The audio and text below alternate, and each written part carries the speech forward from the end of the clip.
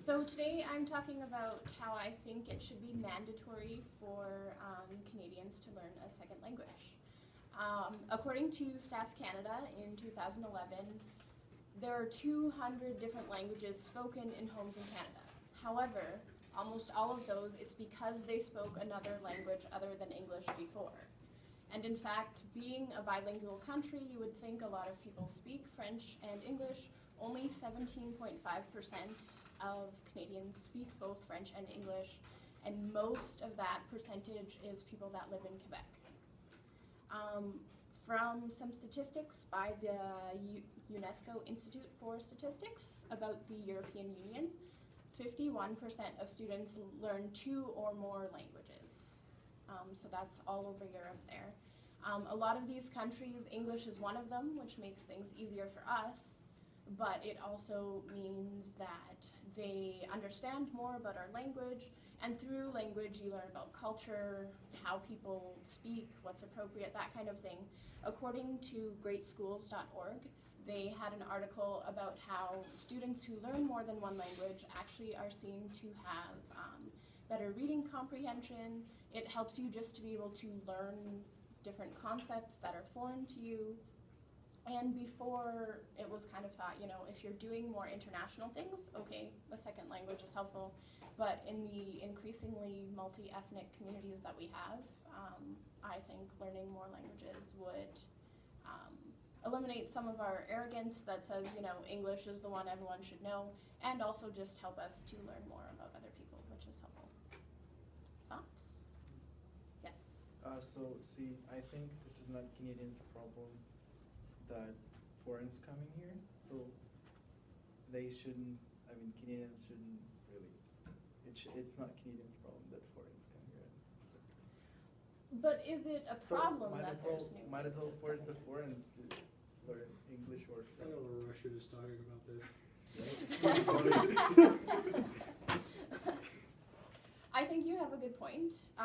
Definitely when you move to a country, you should make an effort to learn the language that is spoken there. But I think because of the global society that we live in, and because people are trying to become more open-minded, more tolerant, more knowledgeable about other things, that can also help you in that area. Yes? Do you think if there was a mandatory second language that it would kind of almost end up as French is right now in elementary schools, where you have it for 2 classes, maybe for a year, and then you forget about it for however long? You definitely could. And French in elementary schools, I don't even know that many schools make you do it at this point. Like, I remember when I was in school, they always talked about it's going to be mandatory, it's going to be, and it never was. And there is definitely a risk that, yes, you learn it in school and you never actually use it anywhere. In the Great Schools article, it did talk about one girl had learned Latin, which is not on the top of my list of languages to learn, but she had said, and this was an American student, that learning that actually helped her with other concepts in tests because she understood the root words for a lot of scientific things if it was science-based and that kind of thing. Yes? So how would you determine which, since Canada is so multicultural, how would you determine which language to teach kids? Because I feel like it would become sort of like a battle, like why isn't our language being taught in school and this people's languages? Yeah. That's definitely fair. I would probably say since French is another like national language, that one would probably be first.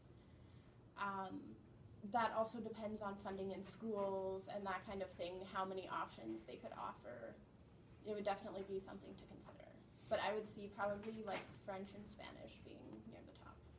Also, what about those people who physically struggle with these kinds of concepts? Because I know for myself, just reading and talking is a physical struggle every single day, as the English language is so complicated, so convoluted. So learning another language would just, for myself personally, would add more stress and more complexity to it. So for those who struggle with this, making it mandatory, would that not cause more stress and more anxiety, which is already prevalent in school systems?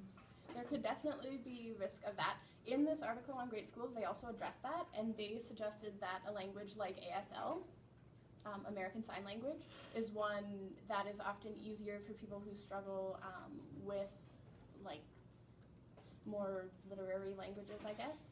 And that one's also very useful because people with disabilities can use it, and also if there is a language barrier, learning a few signs can be helpful. Not that that eliminates it, but they suggested that that's one for people who learn better hands-on.